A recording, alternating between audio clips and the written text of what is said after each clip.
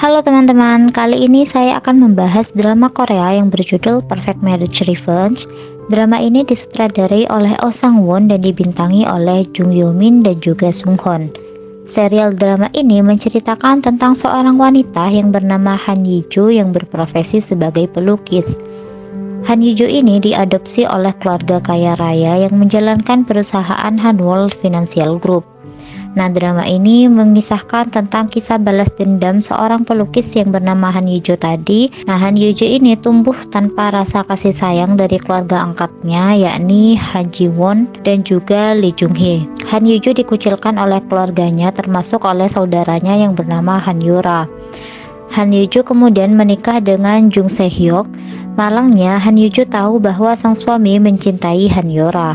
Di hari yang sama, Han Yujo mengalami kecelakaan mobil. Menariknya, setelah dari koma karena kecelakaan, Han Yujo sadar bahwa dia bangun di masa saat ia bertunangan dengan Jung Se Hyuk. Jadi dia tuh belum menikah gitu. Ini seperti time travel gitu teman-teman. Jadi ketika si Han Yujo ini bangun, dia itu masih berada di masa ketika dia itu belum menikah gitu. Nah, akhirnya di sini Han Yujo ini bertekad untuk mengubah nasibnya dan melakukan balas dendam kepada keluarganya. Han Yujo lalu berupaya untuk mendekati Sodokuk, pria yang ingin dinikahi oleh Han Yura. Sodokuk ini adalah pemuda yang tampan dan juga cerdas. Ia merupakan cucu laki-laki dari pendiri Teja Group.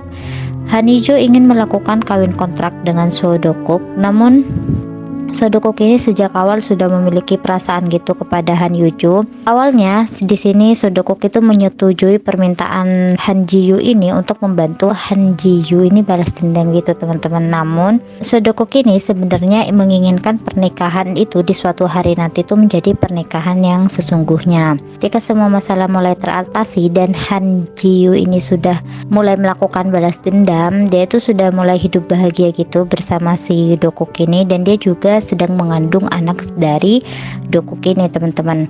Nah, kemudian saudara tiri dari Dokuk ini, Jongwook, itu tiba-tiba kabur dari penjara. Jadi dia ini adalah saudara dari Dokuk, satu ayah lain ibu gitu. Dia tuh keluar dari penjara dan menculik si Han Ji Yu ini teman-teman. Nah, posisinya Han Ji Yu ini sedang hamil gitu. Makanya si Dokuk ini langsung mencari di mana keberadaan si Han Ji Yu ini. Untung saja di HP-nya Han Ji Yu ini sudah diberikan GPS untuk melacak posisinya dia gitu. Jadi si Dokuk ini langsung bisa menemukan tempat di mana Han Ji Yu ini berada.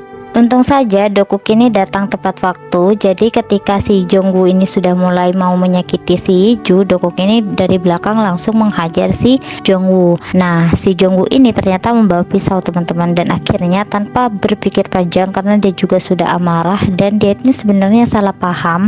Jadi dia ingin membunuh si Dokuk karena kesalahpahaman dia gitu. Akhirnya dia menikam si Dokuk dan dia menginjak luka yang ada di perut si Dokuk ini teman-teman. Nah, beberapa saat kemudian si Ju ini sadar, namun dia masih kayak linglung gitu, dan ketika melihat keadaan si Dokuk, dia tuh langsung berlari ke arah si Dokuk dan menghentikan Jongwoo. Kemudian Jongwoo juga ingin membunuh si Yiju, namun si Dokuk ini berusaha keras untuk menghalanginya.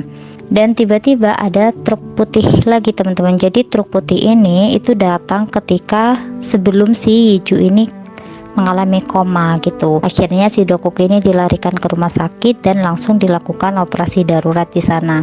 Operasi pun berhasil, namun dokter masih belum bisa menyimpulkan apa yang akan terjadi ke depannya gitu.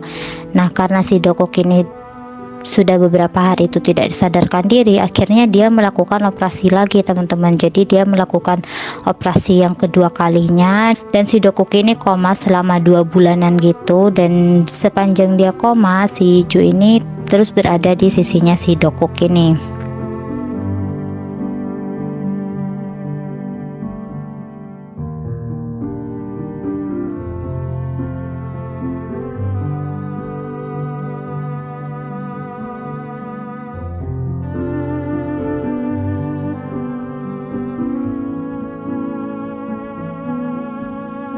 Nah, ternyata si Dokuk ini juga mengalami gangguan serangan panik gitu. Jadi dia tuh memiliki trauma masa kecil. Nah, di sini si Ju ini belum tahu. Jadi dia tuh panik gitu. Ada apa dengan si Dokuk? Nah, kebesokan harinya ada psikiaternya si Dokuk yang memberitahukan Ju kalau misalnya Dokuk ini memiliki serangan panik dan sudah beberapa tahun ini baik-baik aja. Namun dalam beberapa bulan terakhir kondisinya itu memburuk gitu. Nah, Hiju pun kaget pada waktu itu pas tahu kalau misalnya Dokuk memiliki gangguan panik.